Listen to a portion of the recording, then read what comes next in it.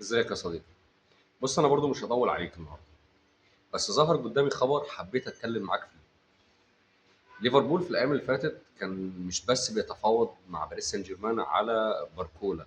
الصفقه اللي احنا كنا بنتكلم فيها امبارح ان هي دي ممكن تغير تاريخ ليفربول في الفتره القادمه، وهيكون امتداد لصلاح، وهيكون البديل الاوفر حظا ان هو يكون يعني في مكان صلاح، على الرغم ان هو مش في مكانه اصلا، ولكن هنعتبر ده. اتضح من خلال الايام اللي فاتت ان ليفربول يتفاوض كمان مع باريس لضم الثنائي باركولا وابراهيم مباي الاثنين مع بعض. باريس سان جيرمان طالب في الاثنين 200 مليون يورو، على اعتبار ان باركولا ب 145 وابراهيم مباي ب 65 او ب 55 مليون يورو. طبعا اداره ليفربول رفضت رفض قاطع صفقه ابراهيم مباي، على اعتبار ان باريس سان جيرمان بتغالي في سعره، وان ازاي لاعب عنده 18 سنه تحط فيه رقم يوصل ل 60 مليون يورو. لكن لسه مصممين على التعاقد مع باركولا. وفي ظل الظروف دي ظهرت بدائل كتير قوي على الساحه بالنسبه لليفربول كمهاجم شاب او جناح شاب يحل محل محمد صلاح.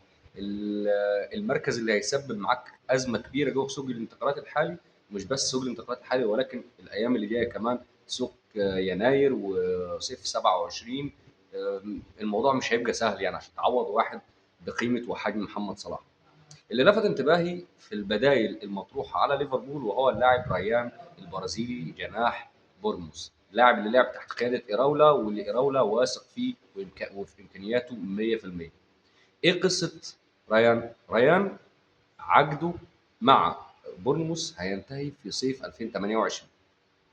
طيب، المشكله الاكبر من وجهه نظري ان في شرط جزائي في عقد ريان ب 85 مليون يورو، ولذلك بورنموث مش هتفرط في اللاعب ومش هتسمح بكسر الرقم، يعني بكسر الشرط الجزائي، وهتحاول ان هي تبيعه في الصيف ده لليفربول باغلى من 85 مليون يورو، او مش هيفرطوا فيه الا بما لا يقل عن 90 مليون يورو.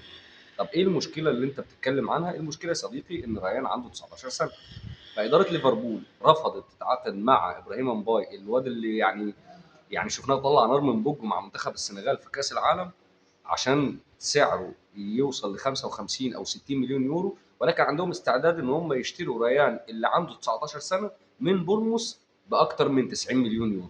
طب اديني انت عقلك، يعني اديني انت عقلك وخليك فكر مكاني وفكر مكانهم. هل ممكن صفقه زي دي تتم حتى لو كان ايراولا يعني واثق في اللاعب وشايف ان هو فعلا جناح واعد والكلام ده كله؟ انا ما عنديش مانع. انا بالنسبه لي الاثنين كويسين. انا بالنسبه لي لو تعاقدت مع الاثنين هيكون افضل من باركولا، لان الاثنين سعرهم مش هيوصل لباركولا، وهيكون هما الاثنين المستقبل. باركولا برضه لسه صغير ومستقبل ولاعب واعد وكلام كتير جوه ممكن ارسله لك. وزي ما كنا بنقول امبارح ان هو صفقه ممكن تغير يعني حاجات كتير جوه في تشكيله ليفربول. ولكن مش دي القضيه كلها. انا اشتري لاعب واحد ب 150 مليون يورو ولا اشتري اثنين ب 150 مليون يورو، والاثنين بالنسبه لنا هيكونوا يعني في وقت من الاوقات هيغطوا على باركولا. باركولا خد بالك، يعني عشان برضو نكون صراحه مع بعض، اللعيب سريع واللعيب حلو وكل حاجه، بس هو وسط كوكبه من النجوم ووسط فريق بطل دوري ابطال اوروبا موسمين على التوالي ومكسر الدنيا، او الفريق كله مكسر الدنيا حرفيا. انا مش ضامنه لما يجي عندي هيعمل ايه. انت فاهمني؟ احنا مش ضامنين الراجل ده لما يجي عندي فعلا هيشيل الفريق على كتفه مع ايزاك وفيرتس وبقيه كوكبه النجوم اللي عندنا ولا لا. المشكله مش في ده، المشكله في المقابل المادي اللي باريس طالبه، واللي اداره ليفربول بتحاول ان هي تريح في المقابل ده.